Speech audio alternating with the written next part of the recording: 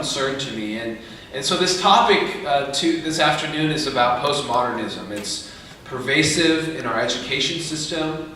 From preschool to grad school, postmodernism is being pushed and indoctrinated into students to have them believe that there is no such thing as truth. There's no such thing as absolute truth. And just imagine, thousands upon thousands of students will be our doctors, our teachers, our politicians, even church leaders, and they are the product of the postmodern movement. And the generation after us will be desensitized to things like moral truths, and therefore our humanness is being threatened. The reason why I want to teach on this subject is because before I became a Christian, I was postmodernist. I believe in an all-inclusive faith. Just because I was a Christian and you were a Muslim, or you were Jewish, or you were an atheist, or you are a Jehovah's Witness, we'll all go to heaven together. It's just different paths. I believed in that. I didn't believe that there is just one solid truth. You can make it whatever you want. And so the reason why postmodernism is so inviting and attractive is that it gives off a sense of moral goodness. That being a relativist is the highest moral virtue one can have without any sort of accountability. And there's a sense of self-righteousness in adapting to the postmodern view. And they're having an intolerance to absolute truth claims. So, postmodernism, basically I'm just going to break it down really simple. The history of it is, before postmodernism was the movement called modernism. And there are only two things that they really, well, there are three, but two main things is, society believed that success was all about material wealth. Whatever you can get is what defines you. And so the society would pursue money and status and all that, all those things, thinking that it would bring them satisfaction and purpose in their lives, but they come up even more bankrupt. And the second thing is called philosophical materialism. And basically what that means is everything is real so long as you can prove it scientifically. So God is not real because you can't scientifically prove him. But the problem with that is that claim in itself needs to be scientifically proven, but you can't scientifically prove a thought. When it comes to love, how does a scientist scientifically prove love? You can't dissect someone and pull this out and be like, look, this is love right here. Belief and passion and all these things that us humans are driven in, science cannot prove that. And so with that disillusionment came with a lot of meaninglessness. And so everything that kind of needed to be reduced into some sort of chemical or some sort of scientific thing was just absurd, and it resulted into meaninglessness. So we've got a bunch of meaninglessness and a bunch of really dissatisfied people, and out of that came postmodernism. And so what is postmodernism? It's basically the belief that there is no such thing as absolute truth. Specifically in regards to culture, morality, and lifestyle. Everything, according to the postmodernist, is relative. You can change the truth whatever you want. Okay? In essence, the postmodernist sees everything as a way, a truth, and a life. Which leads to my first point. So, a lot of people who I used to talk to would say, culture is defined by what the government says.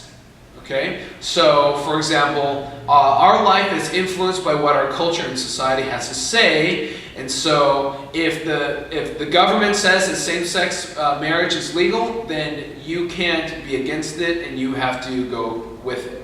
If the government says that abortion is legal, then you should not be against it, you should agree with it. And so because the government tells you, dictates us humans how to live our lives, that is what truth is. It doesn't matter what you think. And here are some problems with that.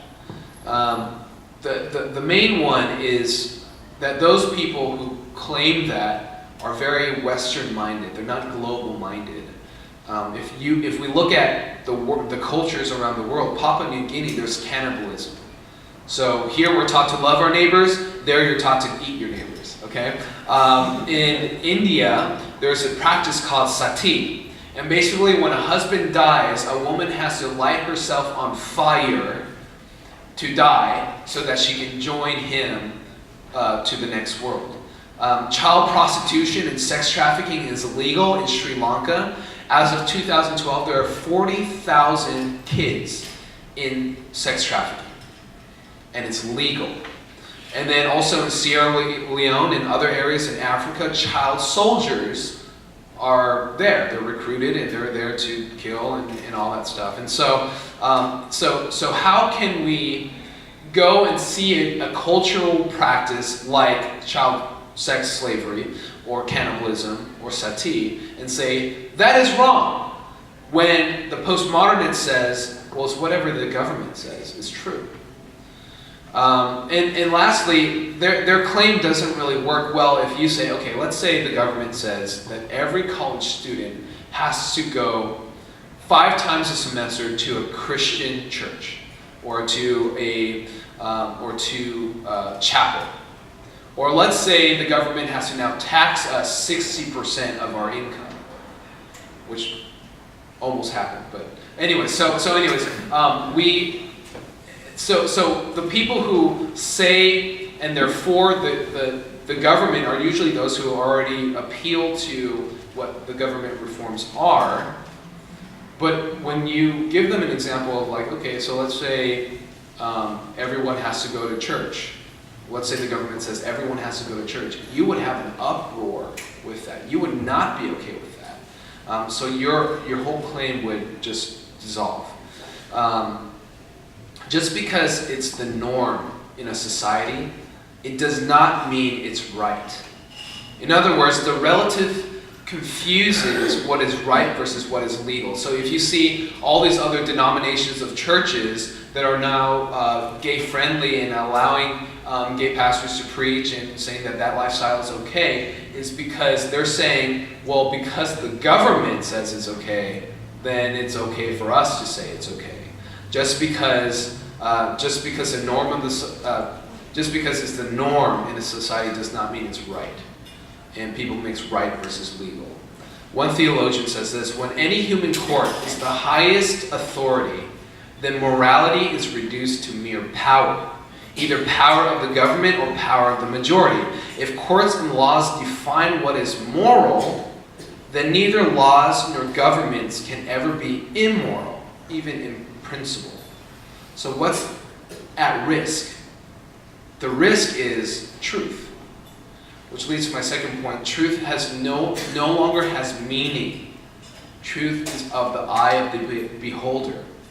So again, what I believed in was, okay, so you are a Buddhist and you Baito and all that stuff, and you Bye-bye and all that stuff. If that is your way of getting to God, then who am I to say that you're wrong? And so you're a Muslim and you believe in this stuff. Okay, who am I to say that you're wrong? Just as long as you are a good person, you can go to heaven. All right. So that is what is at stake. That truth no longer holds any power. So there's moral relativism. All right. So basically, all moral claims are just opinions, personal preferences, cultural rules based off of emotions and feelings. Versus objective relativism, which means that moral norms and values are greater than both culture and the individual. So the Declaration of Independence says this: we hold these truths to be self-evident that all men are created equal, that they are endowed by their Creator with certain unalienable rights. Unalienable means you can't tear them apart. That among these are life, liberty, and the pursuit of happiness. End quote. So, any culture, any people, any nation, any government that violates any of these unalienable rights is morally wrong. That is what the Constitution lays out for us, or the Declaration of Independence lays out for us. So, and our country has shifted that from altogether. So if you were to talk to someone, they would say, there is no such thing as absolute truth. You should respond, is that absolutely true? Because in order for them to believe and to say that there is no truth, that statement has to be true. Do you guys get that? So it deconstructs all together, so it makes no sense. And so you can give them an example like this. You can say, okay, if there is no such thing as absolute truth, then what Hitler did in Nazi Germany was okay. He believed what his truth was, if we just kill all the Jews, then this world will be a better place. Who are we as Americans to say that that is wrong, if truth is relative? Well, then they will say, well, just as long as you don't hurt anybody. But what's interesting about that is they've already made an absolute truth claim. Truth is relative so long as you do something good, right? And then now you get to talk to them about good and evil. And where does good and evil come from? Good and evil is something that is truthful. You can't say, if there is no truth, then there is no morality. There is no good and evil if there is no truth. How can you say killing an innocent person is bad if you don't believe that truth is relative? So, anyways, moving on. In relation to something called pluralism. Pluralism is, if you're ever driving, and they seem to always be on Priuses, but that bumper sticker coexist all the time, right? Why does it have to be Priuses? I don't understand. But anyways, so they would say this: there are so many ways to get to heaven.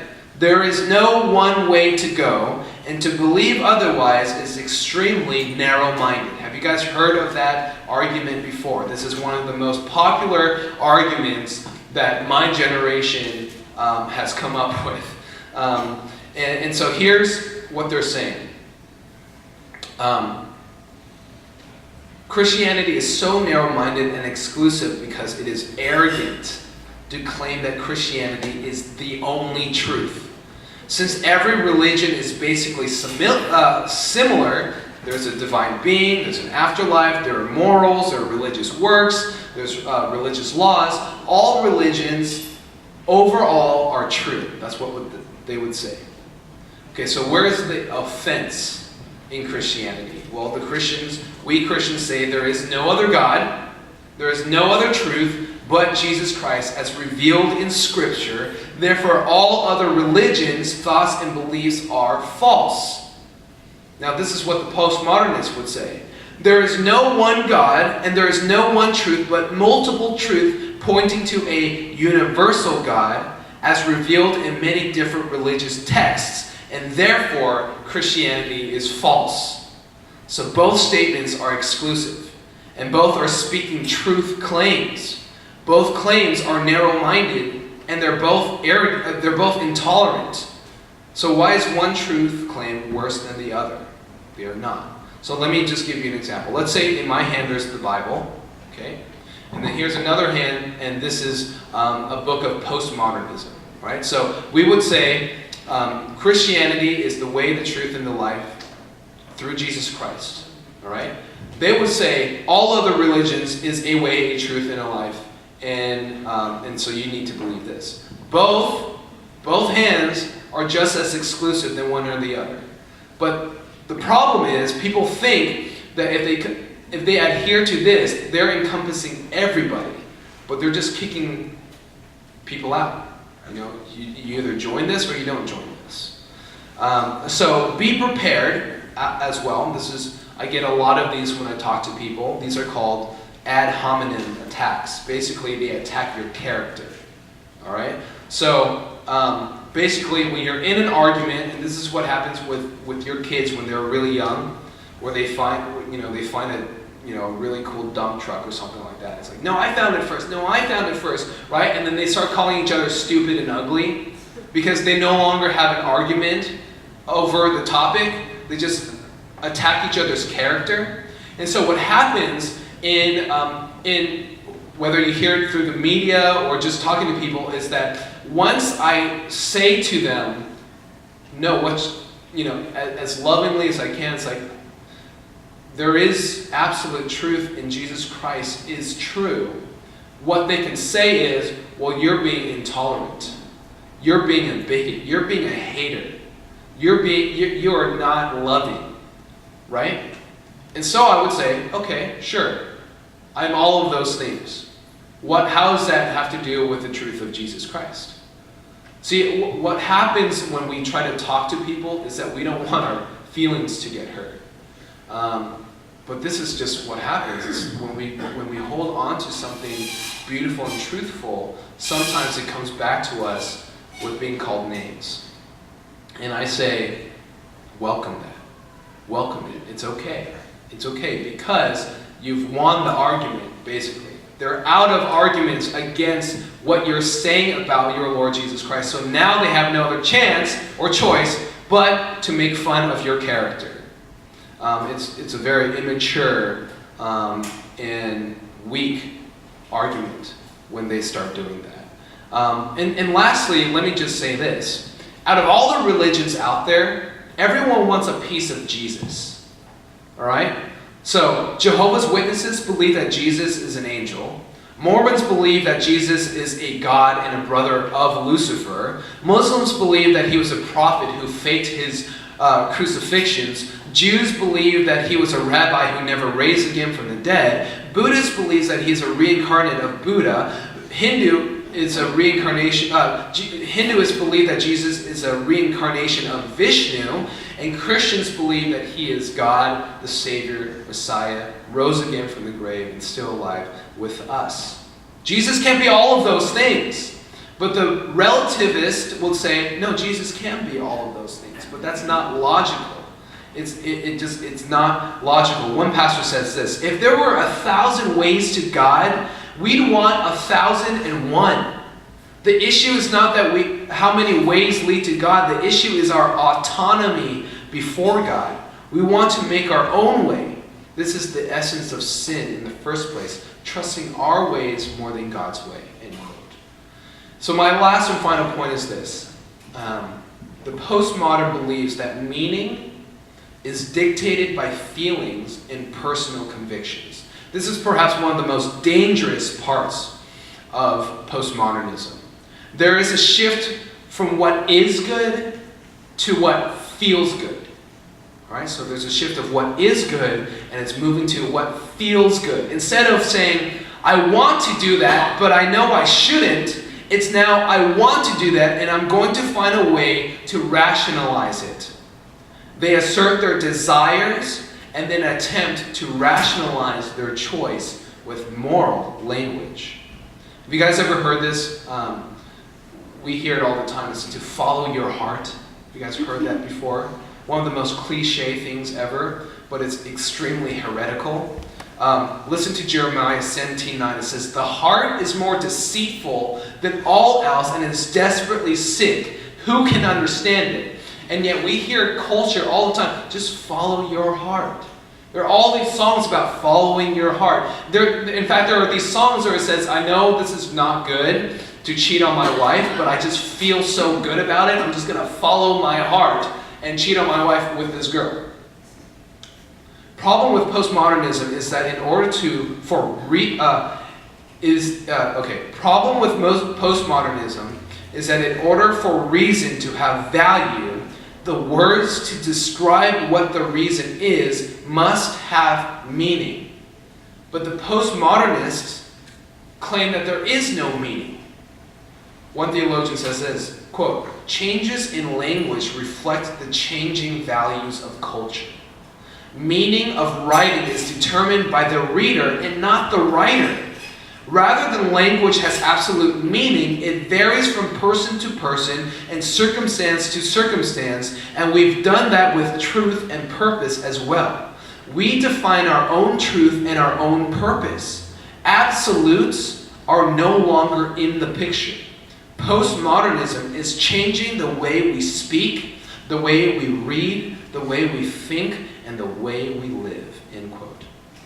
if there is no intelligent creator, God, who designed a language and infused it with meaning, then what we are left with are a bunch of humans dictating what words mean. And that can be confusing and extremely dangerous. One of the words that are most commonly misguided in everything is the word love. Okay? What do you mean by love? Love has nothing to do with commitment anymore, but just mere feelings. When it comes to the meaninglessness of words, love is probably the most meaningless of them all. The same-sex agenda pushes feelings as morally right. A couple who justifies sex outside of marriage based off of their feelings for one another. A young teen justifies her unequally yoked relationship because she feels right with him. A woman feels like she's really a man. But listen to 1 Corinthians 13:6. Love does not rejoice in unrighteousness, but rejoices with the truth. In other words, love cannot exist when truth is denied. Love cannot exist when truth is denied. And if there's one thing we desperately want, is to be absolutely sure about love. So the question is, where did this all happen? How did this all happen? It's not a new thing. This actually started in Genesis chapter 3, verse 1. Right? The serpent comes down and he tempts Eve, and she says, and the serpent, Satan, says, "Did God really say, 'You shall not eat from any tree of the garden'?" The serpent said to the woman, "You surely will not die, for God knows that in the day you eat from it, your eyes will be open, and you will be like God, knowing good and evil." So what has happened in this exchange? The deceiver, Satan, the enemy, casts doubt on truth, on God's word. The liar casts doubt on the meaning of God's word. Did God really say? And the destroyer allures us to desire to have the authority or the autonomy to change and adapt meaning to fit our own personal preferences. So, with all that to say, we have Jesus Christ. In John 1:14 it says this, "The Word became flesh and dwelt among us, and we saw his glory as of the only begotten from the Father, full of grace and truth." Jesus comes, he's the embodiment of grace and truth. So we see the Word claim exclusivity. He says, "I am the way, the truth, and the life. Nobody can come to the Father except through me." We see that the answer to the broken human condition is answered in the powerful I ams. Salvation is here. Meaning has come, and purpose is revealed. We then see one of the single most important questions ever posed in human history in John 18:38, when Pilate asked Jesus, "What is the truth?" This world is desperately looking for truth, but it cannot be found in ideas. It cannot be found in philosophies. It cannot even be found in religion. It can't be found in emotive experience or behavioral adjustments. Truth is in a person. To find salvation, to find meaning, and to find purpose is simply through a direct relationship with truth himself, Jesus Christ, as revealed in Scripture. There are four things that all human beings desperately are looking for when it comes to absolutes: evil, justice, love, and forgiveness. Those are the four things that everyone wants to know for sure that is real and is truthful. We see the evilness in this world. Just this morning, did you guys hear? 123 dead in Baghdad, a huge bomb explosion, right? So we see the evilness in this world, and so we desire justice. One thing we value the most is love, and when love is betrayed, we desire forgiveness. Where do all four of these things converge in one point in history? Where does evil, justice, love, and forgiveness all come together in one point in history? It is at the cross of Jesus Christ. He takes the evilness of man and dies for us so that justice will be fulfilled. It was his love for the Father and for us that compelled him to die such a gruesome death. And on the cross, he said, "Father, forgive them, for they do not know what they are doing." Remember, Peter told us to give an answer to the hope that is in us. Though we live in a very ominous time as Christians, though we see an education system that is doing anything it can to desensitize our children for moral absolutes, though we see generations, young and old, searching for salvation from their guilt, to find meaning in their identity and purpose in their lives, remember the good news of Jesus Christ. He is the way, He is the truth, and He is the life. Jesus calls us to be salt of the earth. We are to be salty. We are to preserve the moral fiber that God has written on everyone's heart. And that means we as a church must not sway back and forth to different doctrines. We must stand firm and not be attracted to the things of this world. We must submit to what Scripture says instead of depending on how we feel. And most importantly, know who Jesus is in the gospel, for it is the power unto salvation for all those who believe. So that's all I have. If you have any questions, I guess you can ask. Maybe. So, yes? First question. I agree with you. You say, no, there's absolute. Absolute. That's why we had faith in Jesus. That's absolute. You say that, right? That's all related to these four things we're talking about. About justice, love. Justice. However, I have a question. Yeah. Here is that, and you keep saying the church, the school, they censor the children, salvation. Is that truth? Is that the like government? I remember the American government is supposed church and the religion, church and the education is supposed separate. Yeah. Yeah, then but when it how can they do that? Well, what I mean by that is in science class, for example, when they talk about evolution, and they talk about the Big Bang Theory and everything like that, they teach it as truth and not a theory. And so when one of my students raised their hand and says, "I don't believe in the Big Bang Theory, I believe that we were created by God," that's when the school and the teacher, and this happened just a couple months ago with one of my students, they made fun of him. And they told him that he was a bigot, a hater. He told him that he was ignorant. This is a teacher saying that to one of my students. Did you check with the teacher? Yeah. Is she a scientist? It's a science teacher, yeah. That's I don't understand, because in science, like 1 + 1 = 2, 2 + 2 = 4. That's a science. It's absolute. Yeah. It's absolute. Absolutely, But I understand. Doesn't say anything about God. But when it comes to create evolution, the beginning of everything, that's a theory. It's not a fact. That's right. Yeah. That's a theory. Right. But that's not God. Right. But how can the teacher say there's no salvation, there's no God? I don't know. That's a science. That's not a scientist. The way I understand science is not. Science is absolute, but that doesn't talk about the God. Science is 1 + 1 = 2. Then that's logic. 2 + 2 = 4. Yes. You cannot change that. Correct. That's absolute. God create our mind, our brain, think that way, right? Yes. So how can you change? But that then is still created by God. I don't think any scientist, I ever heard any scientist says there's no God. Science is science, it's absolute. But it didn't create God. Science didn't create God. God is supernatural, the way I understand from the school is that. Yeah. And especially the democratic country like America, the church and the education,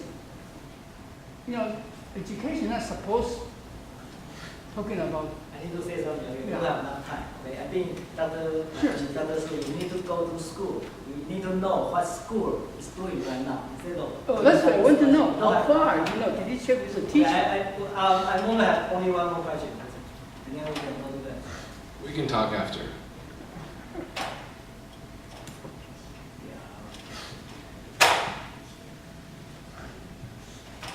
Okay, I guess we're done. Let's go, Japan. Let me just close in prayer. God, we want to love your truth, and in order for that to happen, we need to trust in you. Give us the boldness and give us opportunities to share your love and your grace towards people. Thank you for this church, and I pray that you bless the food into and that it would nourish us to give us all the strength that we need for today. In Jesus' name, amen. Thank you. Thank you guys.